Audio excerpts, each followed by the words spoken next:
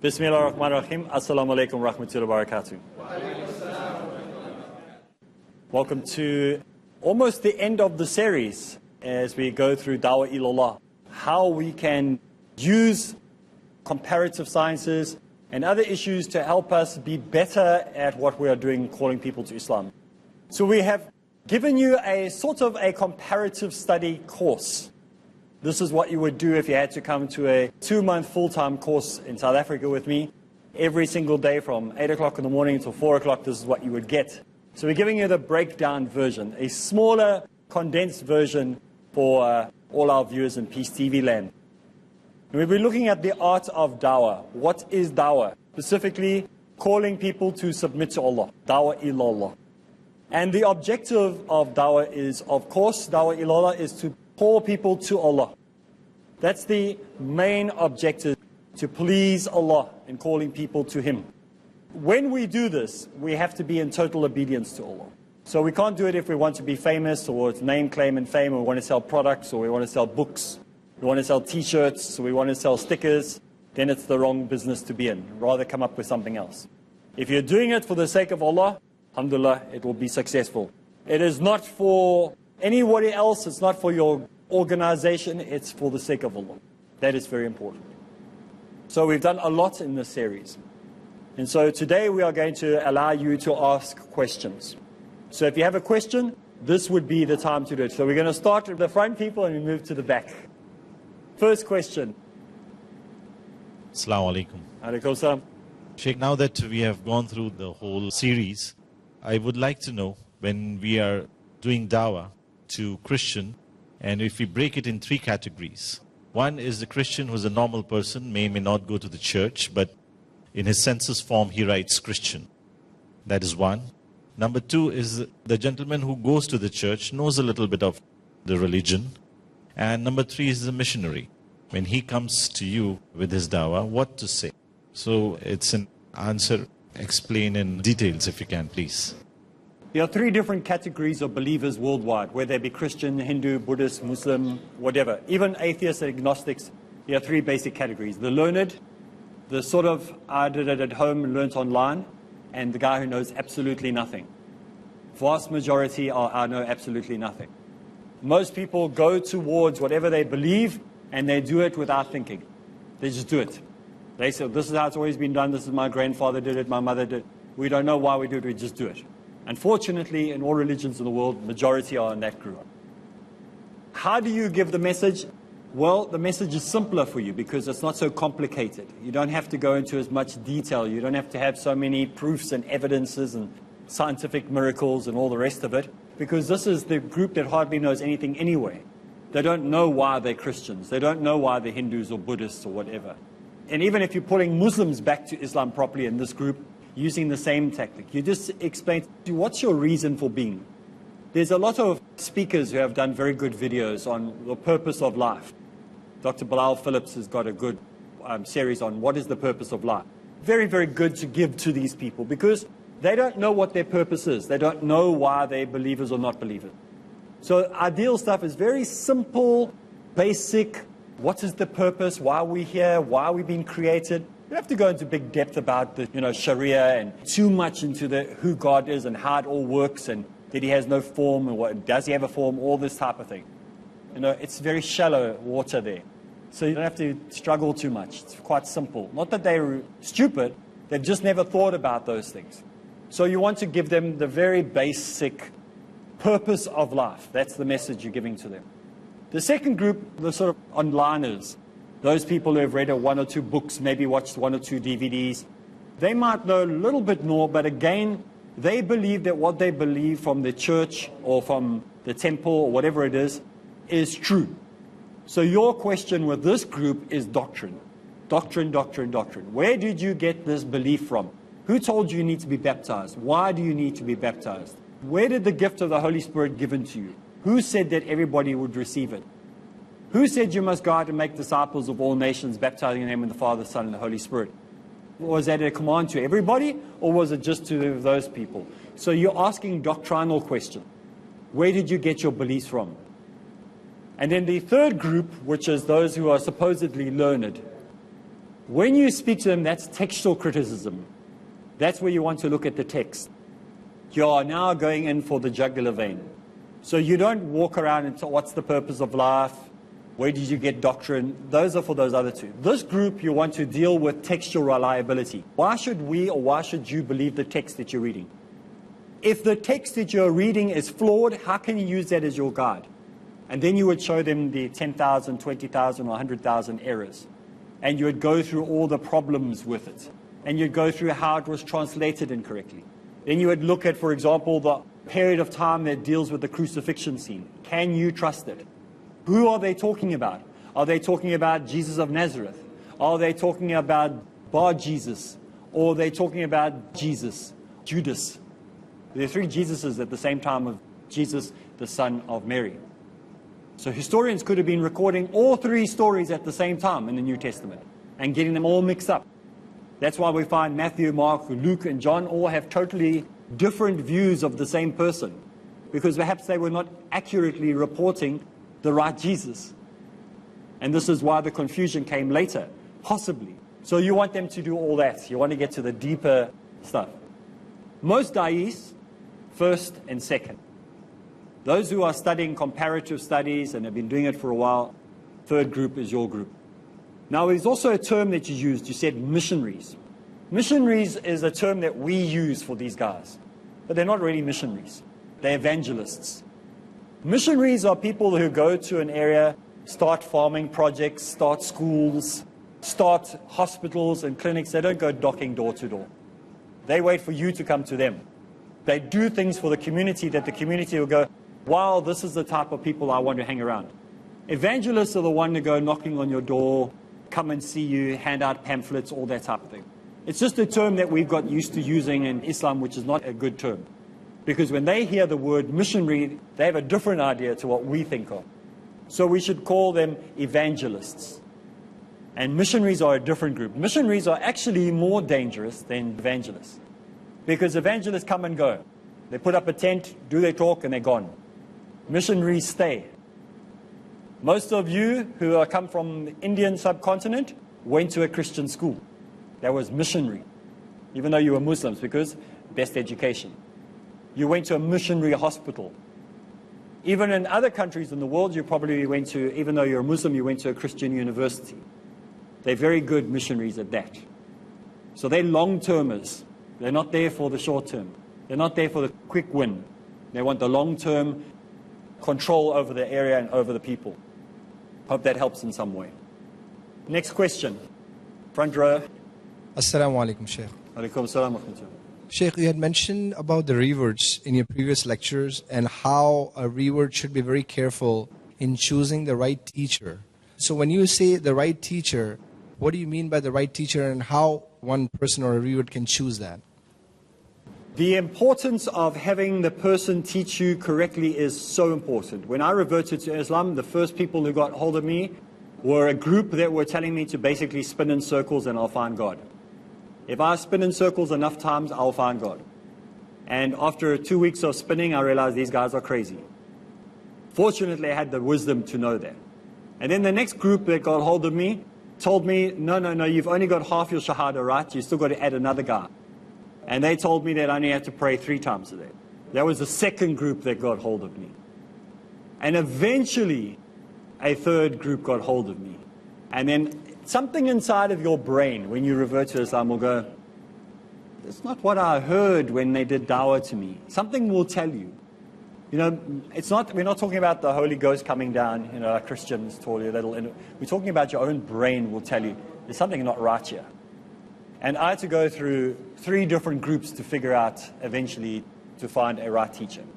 Now, I can't say to you, go to that place or go to that place, because it depends where you're living. Remember that young man in Russia? There's no Muslims. 600 kilometers from where he lives, there is no Muslim. There's no mosque. There's no Islamic center. There's nothing. So the only place he can get his teaching is online. Fortunately, he's figured out that Peace TV, go on TV, he can watch that. He knows that Chat Islam, Yusuf Estez's channel, safe. He knows IOU is safe. Islamic Online University is safe. So he's found the safe places. Obviously, there's thousands and thousands of weird websites out there if you haven't got the chance to have one-on-one teaching and you're landlocked. If you have a possibility to go where you can get taught, then you need to go to a place, and they all claim this, but listen anyway, that's teaching Quran and Sunnah. They all claim this. Even the weird groups will say, yes, we're on Quran and we're on Sunnah. So that's not good enough. Just because someone says we're on Quran and Sunnah doesn't mean they're on Quran and Sunnah. It's unfortunately we have to hunt and look and search. The big discovery of truth, to learn proper teachings on Islam, it's a minefield. There's the limpid mines everywhere. As you step, it'll blow up. So you have to be careful where you're looking. Safe places for you to go. First and foremost, go to the Peace TV website, peacetv.tv, peacetv.in, peacetv.org. Any of those places. You'll find very reliable links. If you're confused at home, you don't know where to go, I'm not going to send you through 1,000 different websites, 1,000 different scholars, give you this guy's right and this one's wrong. Just go to the website, check online. You'll see links. It will tell you places to go, where to study, blah, blah, blah. Follow those links. If you're in Brazil and you say, but this has only got to do with India, the links will tell you where to go to in Brazil. And inshallah, if it's not already, I'm sure they will update it by the time this is broadcast. Let's take a break. When we get back from the break, we'll continue with this point, inshallah.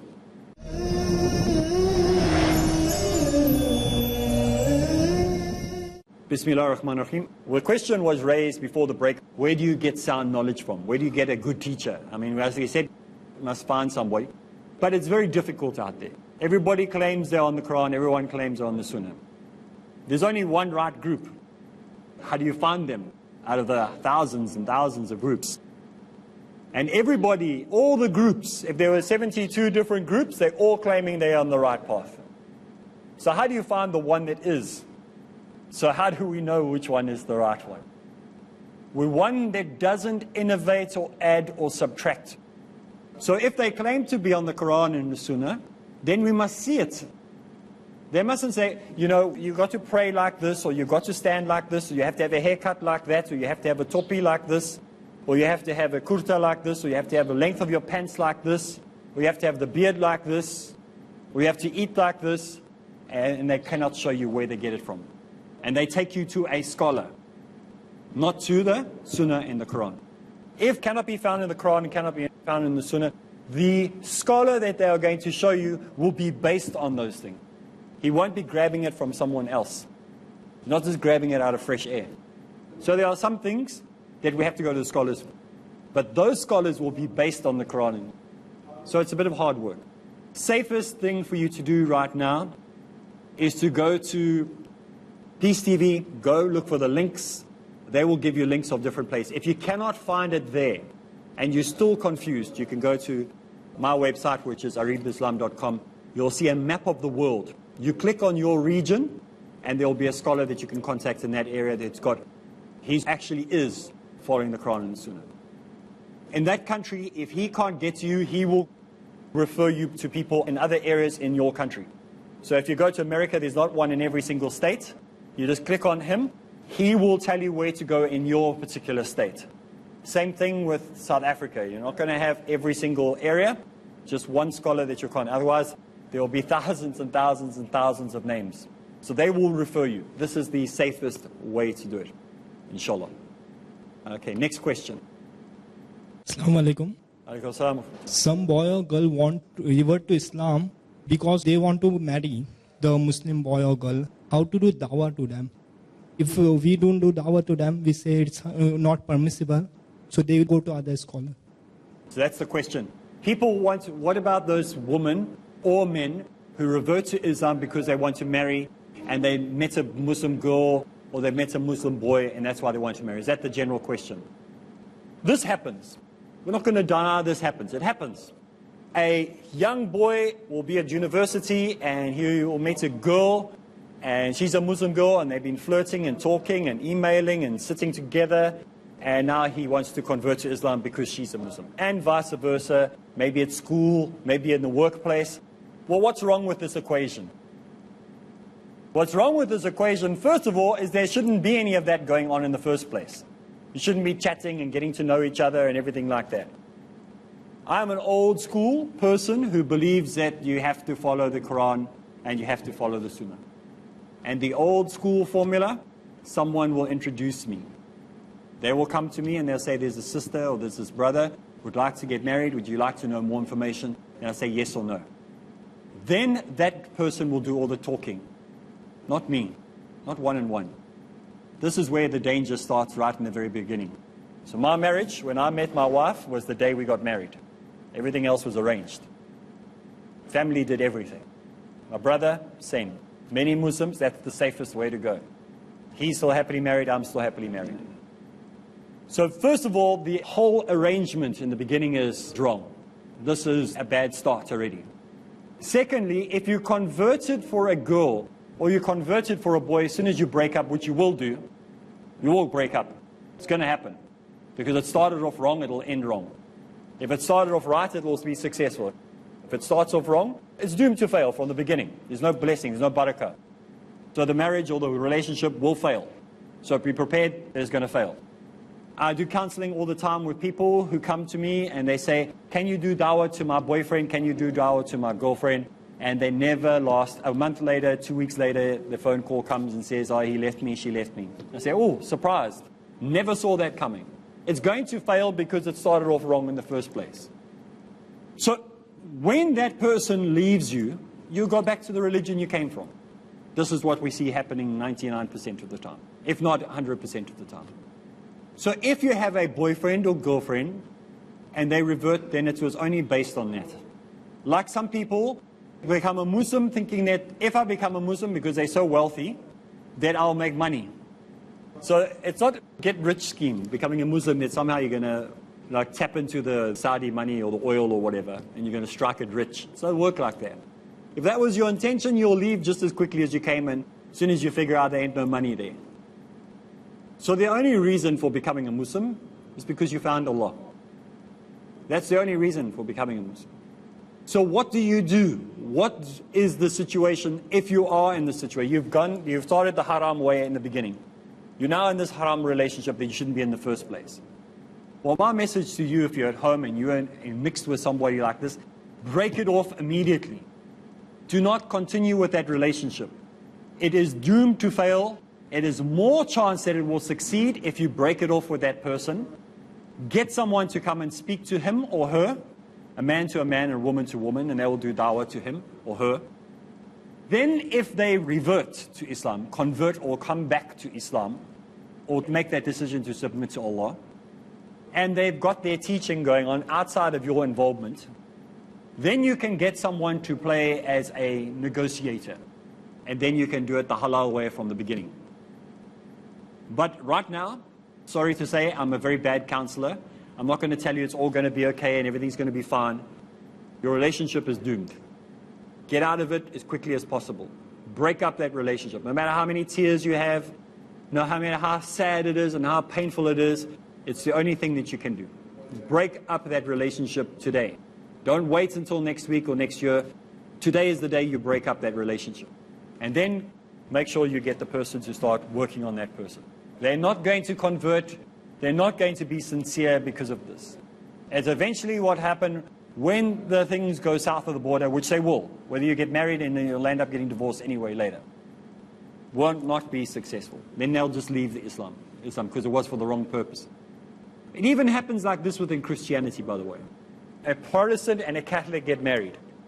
And the Protestant and the Catholic say, well, we're both the same Christianity, it will be fine. Guess what happens? It falls apart. Disaster. Especially when there's a child involved.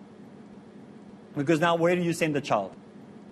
Can you imagine the arguments in the house if you're both supposedly practicing your religion properly? So how much more disturbing when you are opposite religion and then you try to force the person. And like we said, if I stand on this table, it's easier for me to be pulled off the table than to pull you up onto the table. It's easier for them to pull you into Christianity or whatever it is than for you to pull them into Islam, because you're on unstable ground. So get out of the relationship as quickly as possible and repent and beg Allah to forgive you. Next question. Next, we're going in order. Assalamu alaikum. Alaikum salam rahmatullah. Sheikh, my question is how we can differentiate Protestant and Catholics. Okay. The question is, how can you make a differentiation between the Catholic and Protestants? There are external and there are verbal signs that you can take. Externally, they will normally be one with a cross around their neck. Even though we see some film stars and like rap artists with crosses around their neck, Catholics will normally have a cross around their neck with a little figurine on it. So it won't just be a blank cross. Most of the Protestants won't have a person on the cross because they believe that Jesus is raised from the dead, and so he's no longer on the cross. Where the Catholics will still have him on the cross. So generally, you can look at that. If they got a cross around their neck, if it's got a figurine on, they're normally Catholics. If it's got no figurine on, they're normally Protestants, or maybe nothing at all. Second thing is when you speak to them, some of the terminologies that they'll use, some of the words that they use, like say, you can ask them and say, do you go to Mass? Like the easiest question, M-A-S-S. You can say to them, do you go to Mass? If they say, huh, or no, then you know they're not Catholic. If they say yes, you know they're Catholic. So you don't have to go for 10, 15, 20 minutes or half an hour trying to figure it out. Say, do you go for Mass? They say yes. Then they're Catholic.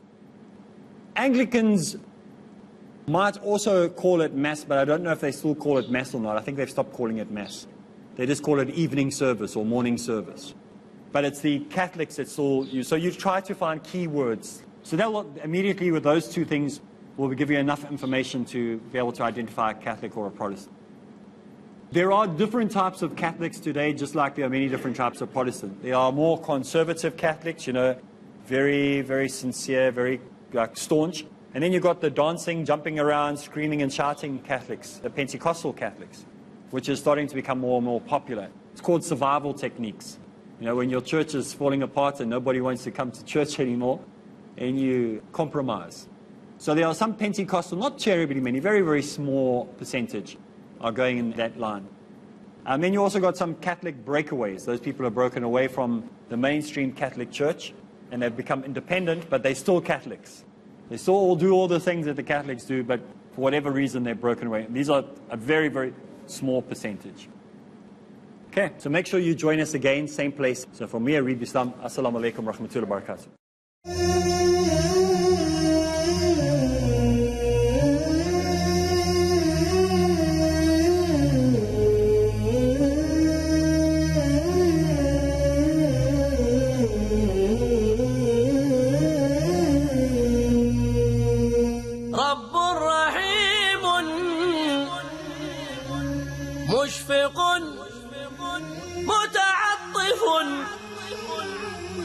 لا ينتهي بالحصر ما أعطاه